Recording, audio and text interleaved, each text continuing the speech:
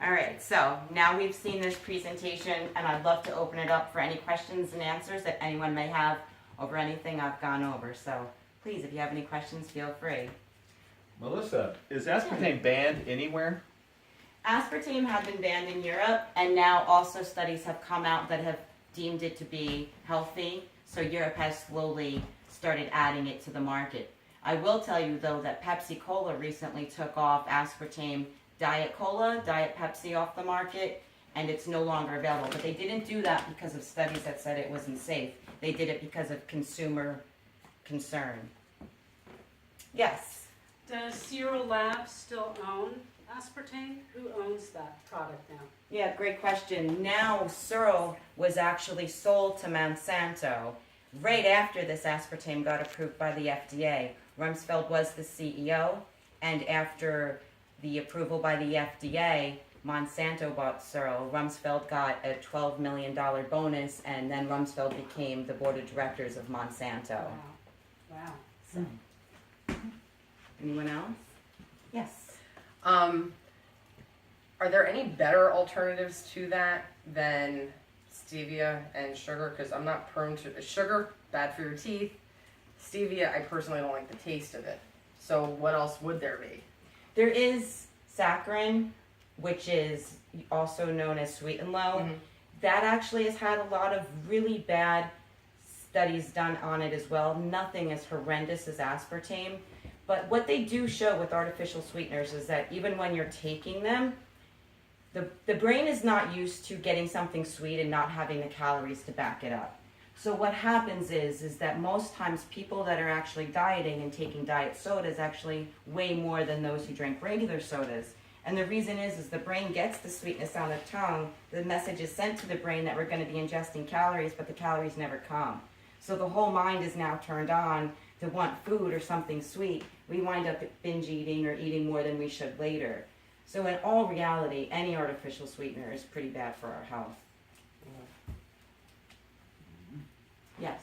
In one of the early slides, you had talked about that it blocked all of these, like dopamine and all this stuff in the brain and the antidepressants. So, like, you know, like Coumadin is a blood thinner.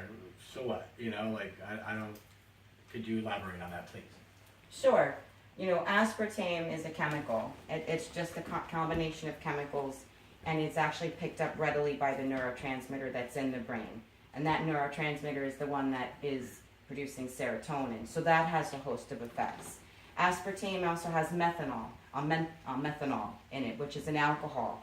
That disrupts the body's absorption of insulin that you would take. So when you're having an artificial sweetener, again, like I explained before, your brain thinks it's getting something sweet. It's not, and there's a whole bunch of things going on. The insulin's not regulated. You have these metabolic swings in your metabolic makeup. So when this chemical is added, it actually interferes with all of these things.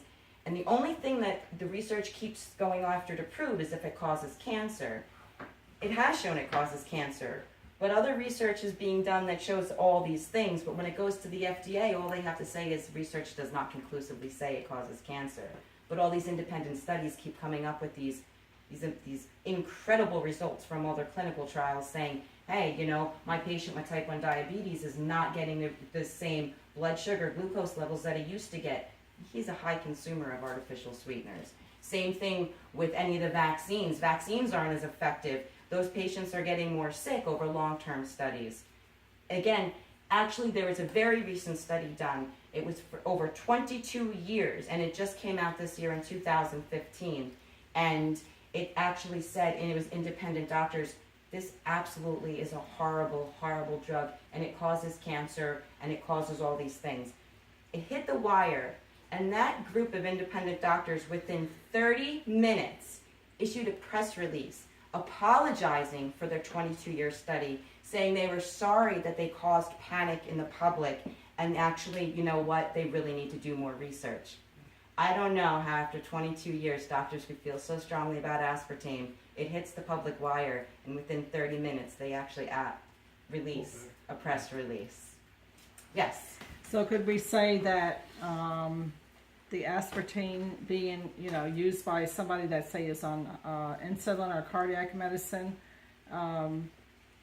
it actually dilutes the effect of the medication, and instead of like helping the blood sugar to come down with the insulin, or if you're on hormone therapy for cancer, it really your medicines aren't really effective if you're taking this.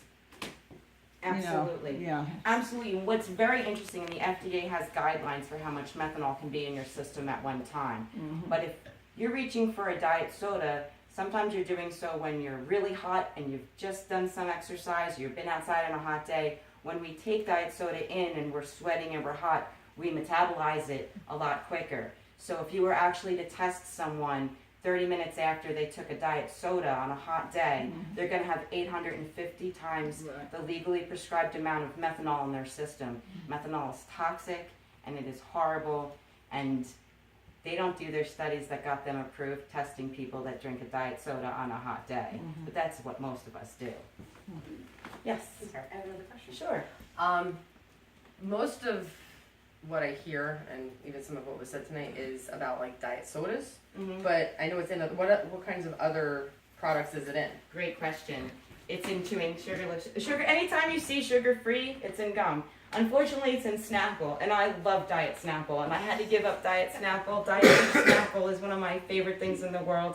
But when I found this all out, about 5 years ago, I've been studying it for about 10 years because I'm from a pharmaceutical background, so I was highly aware of this deal, and a lot of pharmaceutical companies really resent, they do have some ethical products, and when a company comes along and it's just so unethical, other companies do watch, but it's also in Diet Snapple. Anytime it says sugar-free, most likely it's going to be aspartame. Melissa, is there a place that I can get a list of products that contain? Absolutely. If you just type in things that contain aspartame, there are so many websites that are consumer-driven, green grassroots that just list. It's over 6,000 products, things you'd never even think of, but it's there, and it's in a lot of things. You're overselling. Okay, so I don't want to go too much longer, but I really thank you so much for your time and all your really good questions. Thanks again.